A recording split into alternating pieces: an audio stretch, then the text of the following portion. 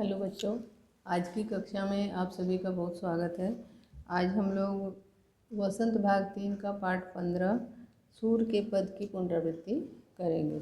इस पाठ के रचयिता, इस पाठ में जो कविताएं दी गई हैं, जो पद्य दिया गया है, उसके रचयिता हैं भक्ति काल के प्रसिद्ध कवि सूरदास जी।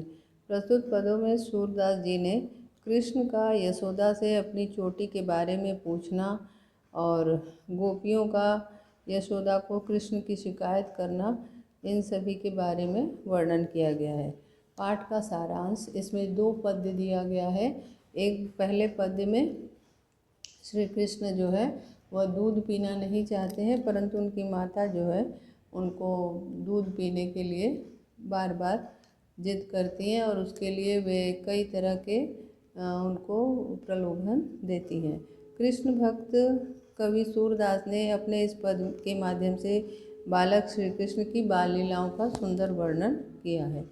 सूरदास का बाल मनोविज्ञान का सूरदास जी को बाल मनोविज्ञान का बहुत गहरा ज्ञान था, ऐसा प्रतीत होता है। इन पदों में बालक श्री कृष्ण की लीलाओं का बड़ी सहजता और मनोवैज्ञानिकता तथा स्वाभाविकता के साथ जो बच्चे जिज्ञासा करते हैं उसका वर्णन किया गया है। बाल सुलभ क्रियाओं का इसमें सुंदर वर्णन हुआ है। इस पाठ में संकलित पहले पद में बालक श्री कृष्ण यशोदा से पूछते हैं कि माँ, मेरी चोटी कब बढ़ेगी। बहुत दिनों से मैं दूध पी रहा हूँ, लेकिन आज तक ये छोटी है। और वे आगे ये कहते हैं कि तुम मुझसे ये कहती थी कि बलराम भैया की भांति मेरी चोटी लंबी और मोटी हो जाएगी, परंतु ये अभी तक वैसी नहीं हुई है। कहती कि कंघी करने तथा गूंथने, नहाने और इन सभी से वे बाल जो है मेरे लंबे हो जाएंगे और चोटी जो है नागिन की तरह लंबी होकर धरती पर लौटने लगेगी, लेकिन अभी तक ऐसा नहीं हुआ है। श्री कृष्ण माँ को उलाहना देते हुए कहते हैं कि तुम मुझे कच्चा दूध बार बार पिलाती हो, मुझे माखन रोटी नहीं देती। सूरदास जी कहते हैं कि सूरदास जी इसमें ये कह रहे हैं कि यशोदा ने उनसे कहा, कृष्ण से उनकी प्यार भरी बातों को सुनकर वे उसे गले से लगा लेती हैं और कृष्ण व बलराम की लंबी आयु की कामना करती हैं। और दूसरे पद में गांव की जो गोपियां हैं वे उनकी माता से उलाहना देने जाती हैं कि तुम्हारे पुत्र ने मेरे छींके के ऊपर रखी दूध दही खुद भी खाया और दूसरों को भी खिला दिया। वह माता यशोदा से कहती कि तुम ऐसा अनोखा पुत्र पैदा की हो, तुम उसे मना क्यों नहीं करती। अब हम लोग पहले पद्य को पढ़ेंगे। पहला पद्य है, मैया कबही बढ़ेगी चोटी। मैया कबही बढ़ेगी चोटी, किती बार मोहि दूध पियत भई, यह अजहूँ है छोटी। किती बार मोहि दूध पियत भई, यह अजहूँ है छोटी। तू जो कहती बल की बेनी, ज्यों हुई है लांबी मोटी। काढ़त गूहत नहावत, जइहें नागिन सी भुई लोटी। काचो दूध पियावत पची पची, देती न माखन रोटी। सूर चिरजीवों दो भैया, हरि हरधर की जोटी। अभी पहली जो पंक्ति है इसमें ये कहा गया है कि मैया कबही बढ़ेगी चोटी। श्री कृष्ण अपनी माता से प्रश्न पूछते हैं कि हे माँ, मेरी चोटी कब बढ़ेगी। मैया कबही बढ़ेगी चोटी, मेरी चोटी कब बढ़ेगी। किती बार मोहि दूध पियत भई। किती बार मोहि दूध पियत भई, किती बार माने कितनी बार। किती का अर्थ होगा कितनी, कि किती माने कितनी। ये कह रही हैं कि कितनी बार मुझे दूध पियत भई, मुझे दूध पीते हुए कितना बार हो गया, कितनी बार मैं दूध में पी रहा हूँ, यानी अनेक बार से मैं दूध पी रहा हूँ। दूध पी रहा, पियत, पियत माने पीते, पीते हुए, पियत मतलब पीते हुए, पियत मतलब पीते हुए, पीते हुए मुझे कितनी बार हो गया। और यह अजहू है छोटी, अजहू, अजहू माने आज भी, अजहू का अर्थ है, अजहू माने आज भी। कह रहे कितनी बार से मैं दूध पी रहा हूँ पर ये आज भी छोटी है। कितनी बार मोही, मोही माने मुझे, मोही यानी कि मुझे, कितनी बार मोही दूध पियत भई, मोही यानी कि मुझे, मुझे दूध पीते कितनी बार हो गया, परंतु कितनी बार से मैं दूध पी रहा हूँ, परंतु यह अजहू है छोटी, यह जो है आज भी छोटी की छोटी ही है, ये आज भी छोटी है, ये बढ़ती नहीं है। तू जो कहती बल की बेनी, तू जो कहती बल की बेनी ज्यों हुई है लांबी मोटी, बल यानी बलदाऊ, बल, बल का अर्थ है बलदाऊ भैया, दाऊ भैया या बलराम, बलदाऊ या बलराम, बलदाऊ या बलराम।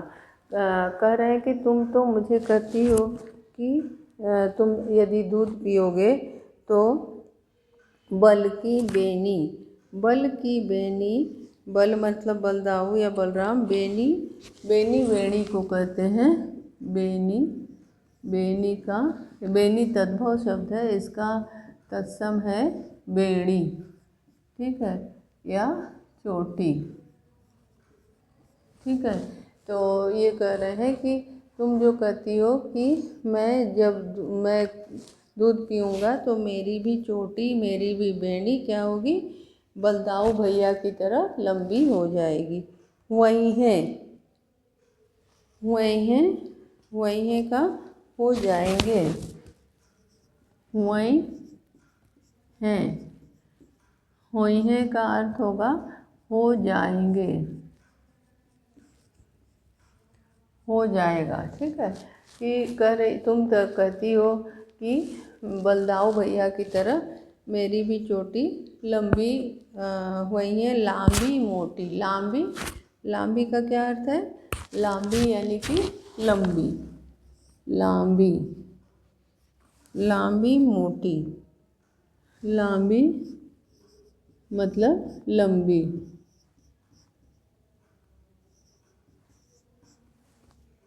लंबी और मोटी हो जाएगी, यहाँ पे आधा माँ।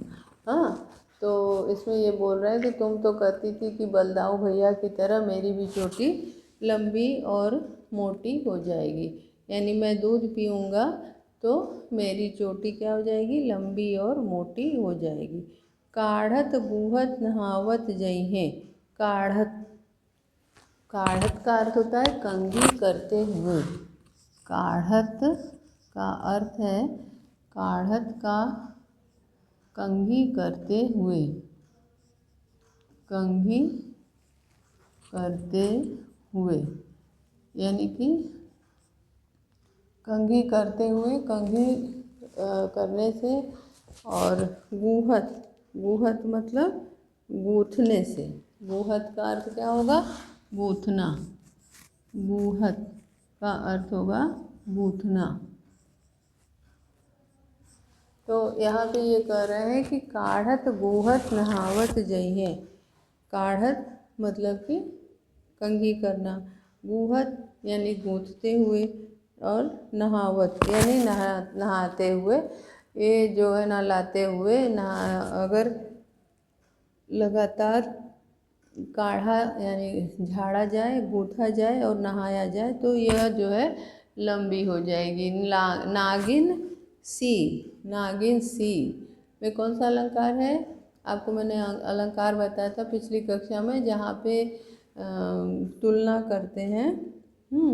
तो सा से सी शब्द का प्रयोग करते हैं, तुलना करते हैं, वहाँ पे कौन सा अलंकार होता है? उपमा अलंकार होता है। ठीक है, तो यहाँ पे कौन सा अलंकार है? नागिन सी भूई लोटी। नागिन के समान, भूई माने जमीन पे, भूई यानी कि जमीन, भूई माने भूमि पर, जमीन पर लोटेगी। यदि मैं उसको झाड़ूंगा यानी कंघी करूंगा, गूंथूंगा, नहाऊंगा, तो ये लंबी हो जाएगी, इतनी लंबी हो जाएगी कि वह नागिन के समान जमीन को छुएगी, जमीन पर लोटेगी। सूर चिरजी काँचो दूध पियावत पची पची, काँचो दूध पियावत पची पची। पची पची का अर्थ है रोज रोज। रोज रोज तुम जिद करके कच्चा दूध मुझे पिलाती हो, दूध पिलाती हो। मतलब श्री कृष्ण जो है दूध पीना पसंद नहीं करते थे, माखन खाना पसंद करते थे। तो वही ये कह रहे हैं कि तुम कच्चा दूध मुझे बार बार रोज़ रोज़ पिलाती हो। देत न माखन रोटी, देत न माखन रोटी यानी मक्खन और रोटी तुम मुझे नहीं दे रही हो। तुम मुझे मक्खन और रोटी नहीं देती हो, बल्कि रोज़ हमको दूध पिलाती हो। सूर चिरजीवो दो भैया, हरि हरदर की जोटी। सूर चिरजीवो दो भैया, सूरदास जी कहते हैं कि जसोदा जो है उनकी बातों को सुन करके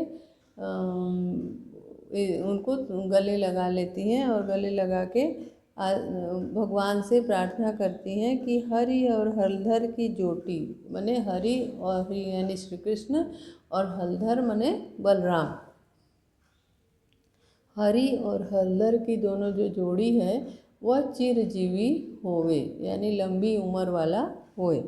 ठीक है, लंबी उम्र वाला हो, इनकी उम्र लंबी हो। सूरदास जी कहते हैं कि चिरजीवो जीवो, चिरजीवी माने चिरंजीव रहे। तुम दोनों बच्चों चिरजीवी हो, चिरंजीवी हो। हरि हलधर की जोटी, हरि हलधर की जोटी, हरि यानी कि श्री कृष्ण और हलधर यानी कि बलराम, तुम दोनों भाइयों की जोड़ी कैसी हो? चिरजीवी हो, लंबी तुम उम्र तुम लोगों की हो। एक बार फिर अर्थ आपको बता देती हूँ, फिर उसके बाद प्रश्नों के माध्यम से पुनरावृत्ति करवाऊंगी। मैया कबही बढ़ेगी चोटी, हे माता, हे यशोदा माँ, मेरी चोटी कब बढ़ेगी? ये कृष्ण यशोदा माता से पूछते हैं।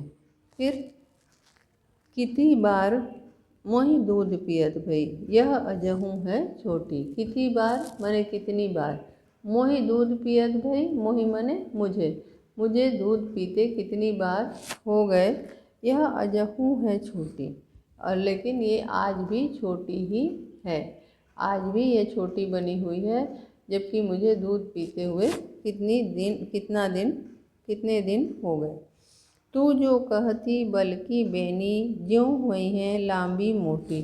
तू जो कहती, तुम तो कहती थी कि तुम तो कहती हो, तू जो कहती यानी तुम तो कहती हो कि अगर मैं रोज़ रोज़ दूध पीऊँ तो ये बल की बेनी यानी बलदाऊ भैया की बेनी यानी चोटी की तरह, बलदाऊ भैया की बेनी की तरह ये लंबी और मोटी हो जाएगी।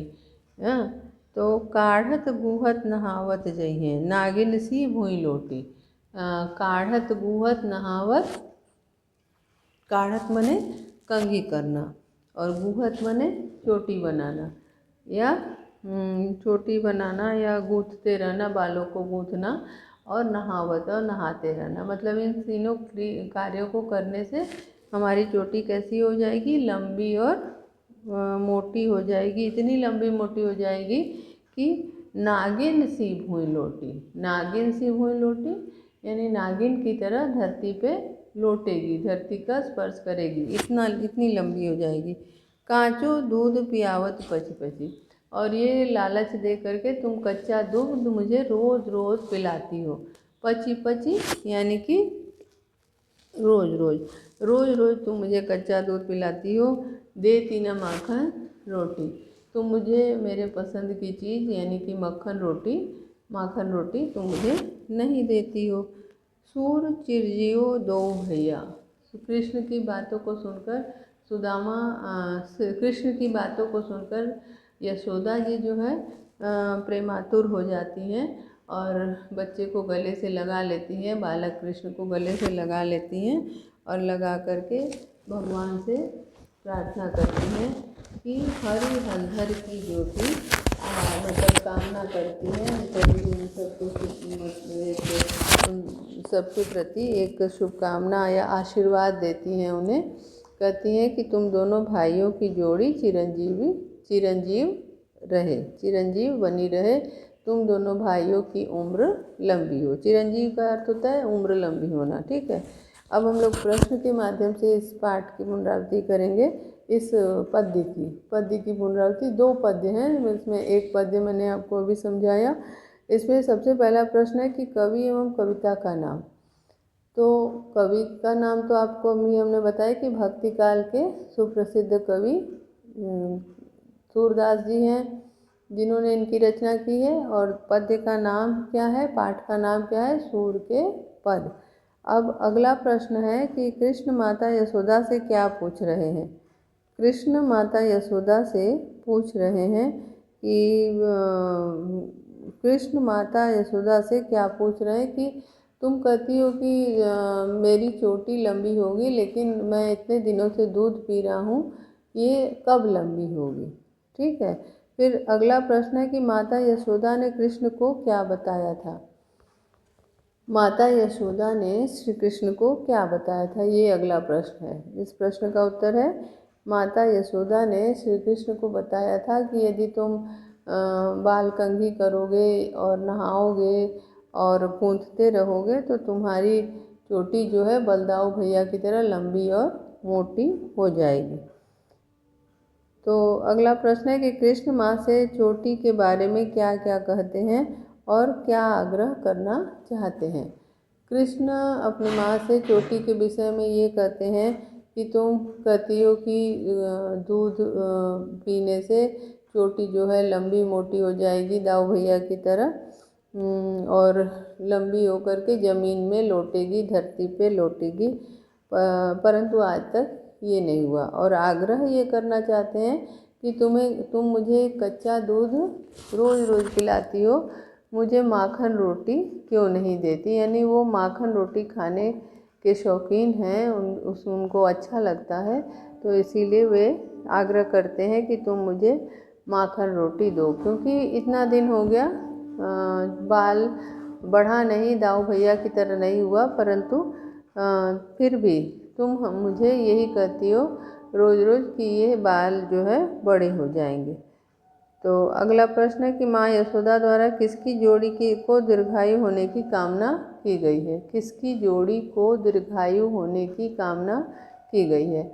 आपने पद्य की अंतिम पंक्ति देखी कि इसमें कहा गया है कि सूर चिरजीवो दो भैया हरि हलधर की जोटी।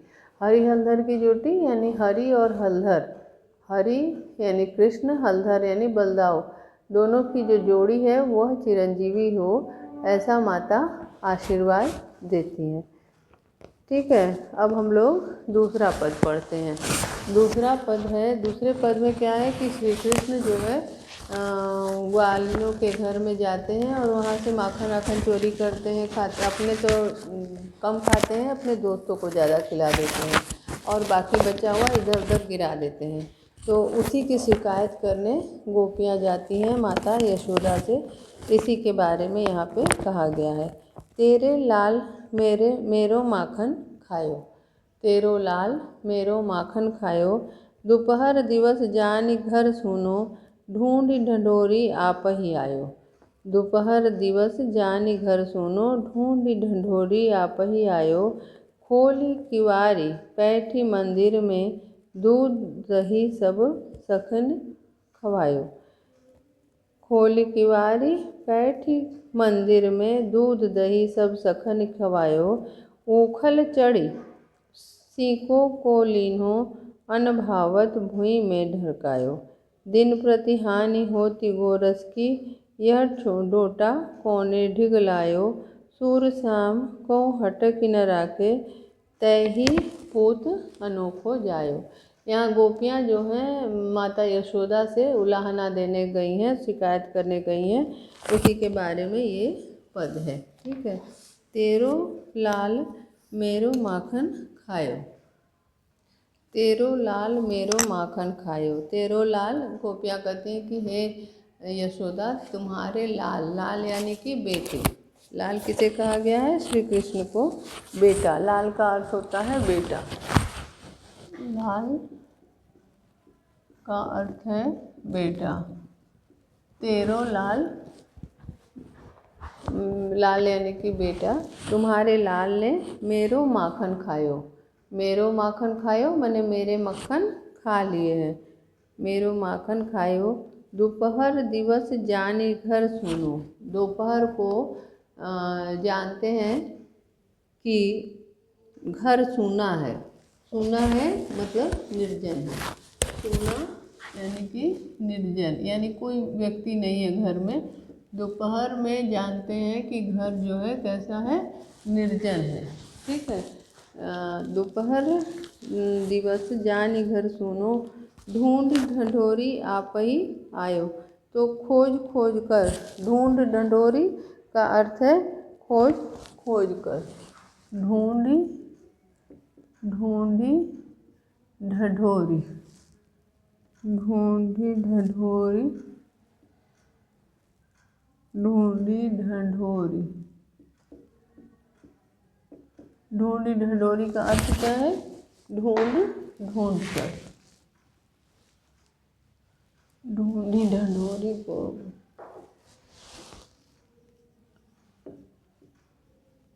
ढूंढी ढंढोरी, ढूंढी ढंढोरी माने खोज खोज कर, खोज कर। ठीक है। खोज खोज कर अपने आ जाते हैं और निर्जन देख करके वे घर में खोज के आ जाते हैं कि कहाँ पे क्या रखा हुआ है। ढूंढ ढंढोरी खोज खोज कर आ जाते हैं। आप ही आयो, आप ही माने अपने आप, खुद से, खुद ही ढूंढ ढंढोर कर आ जाते हैं। खोली खोलत, ढूंढी ढंढोरी में अनुप्रास अलंकार है। ठीक है। यहाँ पे जैसे अनुप्रास अलंकार का चिन्ह क्या है कि जब एक ही वर्ण दो या दो से अधिक बार आए तो उसे अनुप्रास अलंकार कहते हैं। तो यहाँ पे देखिए आप, यहाँ पे दोपहर दिवस में भी अनुप्रास अलंकार है। ठीक है। दोपहर दिवस में अनुप्रास अलंकार है। दोपहर दोपहर दिवस, इसमें क्या है? अनुप्रास अलंकार है। इसमें ढूंढी ढंढोरी में भी अनुप्रास है। ठीक है। अनुप्रास अलंकार।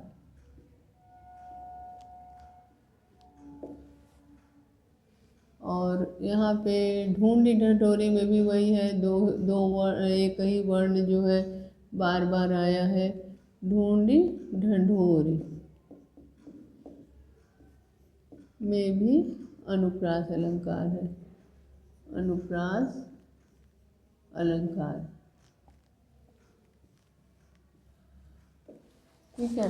तो ये जो है कह रहे हैं कि ढूंढ ढंढोरी दोपहर दिवस में, माने दोपहर के समय, दोपहर के समय ये जानते हैं कि घर सूना होगा, तो निर्जन होगा, कोई नहीं है, तो ढूंढी ढंढोरी आप ही आए हो, यानी अपने खोज खोज कर आते हैं, खुद से जाते हैं और खोज कर आते हैं।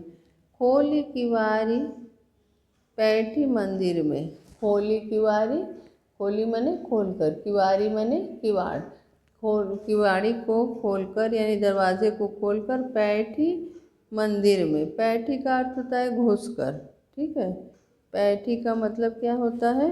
बैठी, बैठी, बैठी माने घुसकर, घुसकर या बैठकर। मतलब कि जो कह रहे हैं कि तुम जब दोपहर में देखते हैं कि घर सूना हो जाता है तो कमरे में घर में प्रवेश करते हैं, और घर में प्रवेश करके क्या करते हैं, कबाड़ी खोलते हैं यानी दरवाज़ा खोलते हैं और घर के अंदर घुसते हैं और दूध दही सब सखनी खवायो। दूध दही, जितना भी दूध दही होता है सब सखनी, सखनी मतलब दोस्तों को, सखनी, सखनी खवायो। सखनी का अर्थ होता है दोस्तों को, मित्रों को, जितने भी उनके ग्वाल बाल मित्र हैं उनको खिला देते हैं। और दूध दही में भी आप देखिए अनुप्रास अलंकार है, दूध दही, इसमें भी क्या है, अनुप्रास है, अनुप्रास अलंकार। ठीक है, तो दूध दही में भी अनुप्रास अलंकार हो गया। और आपके ढूंढी ढंढोरी में भी अनुप्रास अलंकार है, दोपहर दिवस में भी अनुप्रास अलंकार है। तो ऊकल पैठी मंदिर दूध दही सब सखनी खवायो। दूध दही जितना भी है उसको क्या करते हैं, सब दोस्तों को खिला देते हैं। ऊखल चढ़ी सीखो की को लीन हो। ऊखल होता है, उखल का अर्थ होता है ओखल, जिसमें अनाज कूटा जाता है। ठीक है, ओखल चढ़ी, ओखल मने, ऊखल मने ओखल, ओखल पर चढ़ जाते हैं और क्या कहते हैं कि ऊखल चढ़ी सीको को लीनो। जो छीका है, सीको यानी कि छीका, छीके जिसमें दूध दही टांगे जाते हैं, सीके, सीको, दूध दही, सीको को लीनो, छीका, छीका। जो एक ऊपर टंगा हुआ छीका होता है ना, जिसमें दूध और दही सुरक्षित रखी जाती है। तो कह रहे हैं कि ओखल पर चढ़ जाते हैं, जब उनके जब हाथ तक पहुंचने की जगह नहीं होती है तो वो क्या करते हैं, उसी पर चढ़ जाते हैं। और चढ़ करके क्या करते हैं कि छीकों को लीनो, यानी जिस पे दही और दूध रखा हुआ है उस छीकों को, उस सीको यानी छीका, छीका एक रस्सी का बना होता है, छत पर से टांगा जाता है, तो उसी के ऊपर मिट्टी का जो मटका होता है उसको रखते हैं, उसे जो है सुरक्षित रहता है। तो कह रहे हैं कि जब अपना हाथ नहीं पहुंचने की दशा में वे उसकी ओखल पर चढ़ जाते हैं और चढ़ के सीके को ऊपर से उतार लेते हैं। और फिर उसके बाद अनभावत भूमि में ढरकायो, और उसके बाद खाते हैं। और अनभावत, अनभावत यानी कि जो पसंद नहीं आता, जितना मतलब जो पसंद नहीं आता, जितना पेट भरने के बाद जब पसंद नहीं आता तो वो क्या करते हैं, उसको क्या करते हैं, भूई, भूई यानी धरती पे, भूई का अर्थ क्या होगा, धरती पे, भूई ढरकायो, भूई, भूई यानी जमीन पे, जमीन पर। ढरकायो, ढरकायो का अर्थ गिरा देना, ढरकायो का अर्थ क्या होगा, गिरा देना। तो जो उनको पसंद नहीं आता वो उसे ज़मीन पर गिरा देते हैं, मतलब छीका उतारते हैं, खाते हैं, दोस्तों को खिलाते हैं, और जितना बच जाता है जो पेट भर जाने के बाद जो पसंद नहीं आता उसे क्या करते हैं, ज़मीन में गिरा देते हैं। सूर श्याम को हटक ही न राखे, तहि पूत अनोखो जायो। हटकी न राखे का मतलब क्या होगा कि मना करना, जैसे हटकी न राखे वो मना करते हैं फिर भी वो नहीं मानते हैं। ये मतलब ये कह रही है कि तुमने अनोखे पुत्र को जन्म दिया है। सूर श्याम, सूर श्याम में भी अनुप्रास अलंकार है। सूरदास जी कहते हैं कि गोपियाँ माँ से शिकायत करते हुए कहती हैं कि ये जो है श्याम जो है वो हटक ही न राखे, हटक ही माने मना करना, मना करने पे भी सुनते नहीं हैं और बात नहीं रखते हैं, न हटक ही न राखे माने मना करने पे बात नहीं मानते। और तूने पुत अनोखो जायो, तुमने इस अनोखे पुत्र को जन्म दिया है। तुम्हारा पुत्र जो है अनोखा है, ऐसा पुत्र जो किसी की बात भी नहीं मानता है। तो तुमने एक अनोखे पुत्र को जन्म दिया है।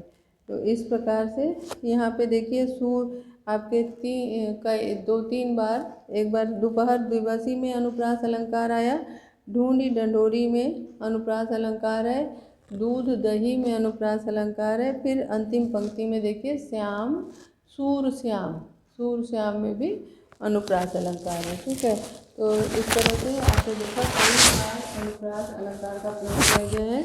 अनुप्रास अलंकार उसे कहते हैं जहाँ पे एक ही वर्ण जब 2 या 2 से अधिक बार आता है तो उसे अनुप्रास अलंकार कहते हैं। आज बस इतना ही, शेष अगली कक्षा में पढ़ेंगे। धन्यवाद।